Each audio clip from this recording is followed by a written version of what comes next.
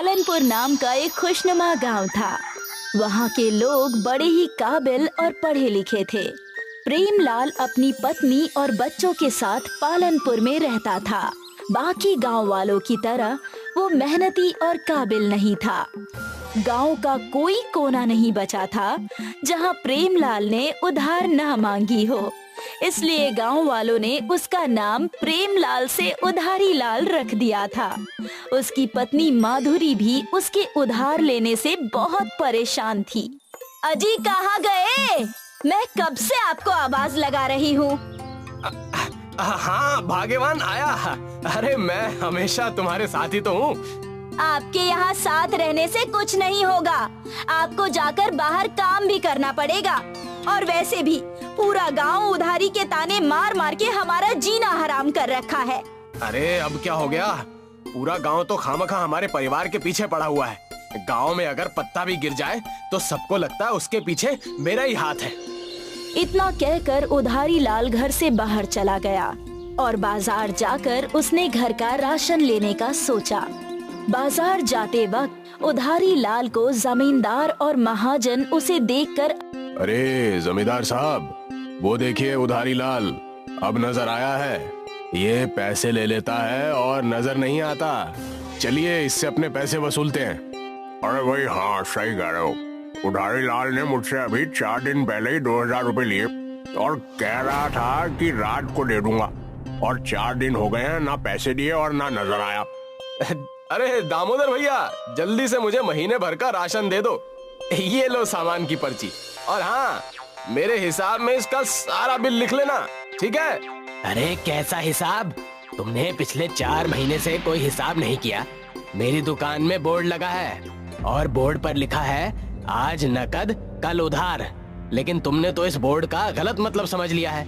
इस पे ये नहीं लिखा कि हमेशा उधार दो और नगद ना लो। या तो तुमने मुझे बहुत बड़ा दानवीर समझ लिया है, और या तो तुम मेरे ससुराल से आए हो जो मैं तुम्हें उधार में दे दूं। हाँ? अरे मैंने आपको 6 महीने पहले ही पूरे पैसे दिए थे और अब आप फिर से पैसा मांग रहे हैं। 6 महीने पहले तो ऐसे बोल रहा है जैसे कल की बात है। चुपचाप पैसे फेंको और तमाशा देखो। मैं तंग आ गया हूँ तुमसे। आज मैं कुछ सामान नहीं दूंगा तुम्हें। अरे दामोदर भैया, एक बार मेरी पगार आ जाने दो। मैं तुम्हारे पैसे ऐसे दे दूंगा, ऐसे बस पलक झपकते ही तुम्हारे पैसे दे दूंगा। हैं? क्या कहा तुमने? पगार? अरे ये कैसी अमृतवाणी तुम्हारे मुंह से निकल गई? पगार? और तुम जैसे बेरोजगार और उधारखोर इंसान को कौन काम पर रख रहा है? हाँ? जरा मुझे भी तो बताओ। मैं जाकर उसके चरण धोकर पीऊंगा। और तभी वहाँ जमींदार और महाजन आ जाते हैं। अरे देखो, आज चांद आखिरकार निकल ही आया। बड़ी खरीदारी हो रही है, क्या बात है? उधारी लाल, अब किस बेचारे ने तुम्हें उधार दे दिया? अरे दूसरों की बातें छोड़ो, हमें तो ऐसा लग रहा है कि दामोदर ने ही उधारी दे दी है। अरे जी नहीं जमींदार साहब, मैंने कोई उधारी नहीं दी और ना ही मैं दूंगा। जमींदार और महाजन ने उधारी लाल को बहुत ताने मारे और वो दुकान से बिना सामान लिए ही चला गया।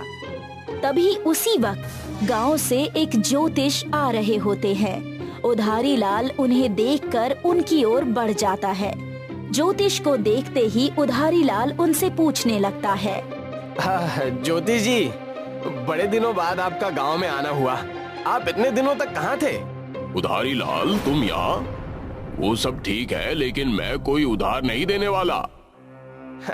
अरे मैं उधार मांगने नहीं, मैं तो बस ये चाहता हूँ कि आप मेरा हाथ देख लें और मुझे बताइए कि इन सारी समस्याओं का हल कब और कैसे होगा। समस्या का हल तो मिल जाएगा, लेकिन तुम्हें पता है ना कि बिना कुछ दक्षिणा लिए मैं हाथ नहीं देखता। आप इसकी कोई तरकीब बताइए, मैं तुरंत आपको दक्षिणा दे दूंगा। और ज्योतिष जी उधारी लाल का हाथ देखकर तुरंत उसकी समस्या का समाधान बता देते हैं। उधारी लाल, अब तुम समझ लो कि तुम्हारा समय अच्छा आने वाला है। बस तुम्हें अच्छी लगन और निष्ठा से कुछ दिन मेहनत करनी है, बस। हुजूर, ऐसा क्या करना होगा मुझे? सबसे पहले जाकर तुम झूठ बोलकर उधार लेना छोड़ दो, और जिनसे भी उधार लिया है तुम उनसे जाकर माफी मांगो और अच्छे आदमी बनकर दिखाओ। और अपनी मेहनत के पैसों से पूरे गांव को अपने दम पर दावत देकर दिखाओ।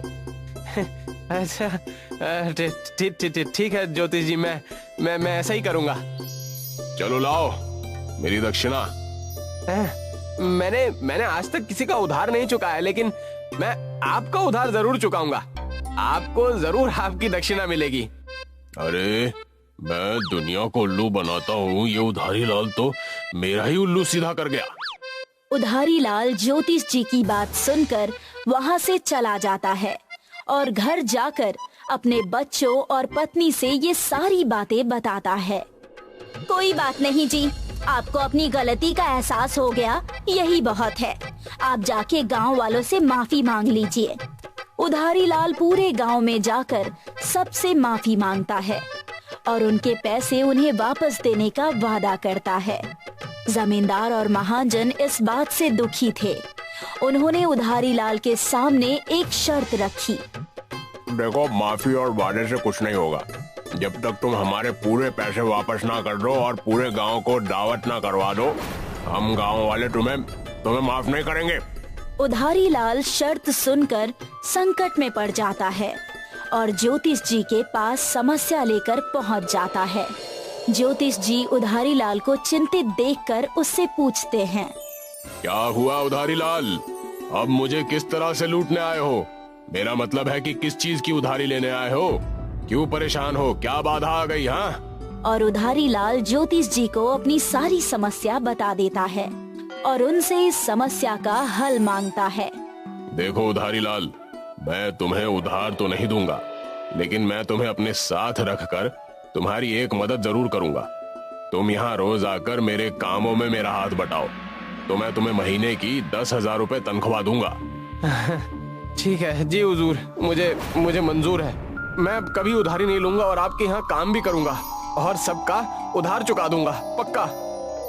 इसी तरह उधारी लाल ज्योतिष जी के साथ काम करके गांव वालों के कर्जे चुकाकर सबको दावत देता है और अपने परिवार के साथ खुशहाल जिंदगी जीता है।